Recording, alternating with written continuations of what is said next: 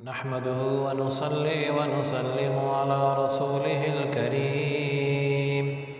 حضرت امام فخر الدین ارازی رحمۃ اللہ تعالی علیہ اپنی زندگی کی تجربات میں سے ایک تجربہ بیان فرماتے ہیں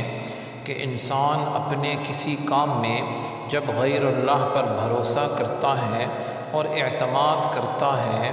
تو یہ اس کے لیے محنت، مشقت اور سختی کا سبب بن جاتا ہے، اور جب اللہ تعالیٰ عز و جل پر انسان بھروسہ رکھتا ہے اور مخلوق کی طرف نگاہ نہیں کرتا تو یہ کام ضرور اس کے لیے حسن، خوبی اور آسانی کا باعث بن جاتا ہے۔ اور وہ فرماتے ہیں کہ میری عمر 57 سال ہے اور میں نے اس کا برابر تجربہ کرتا رہا،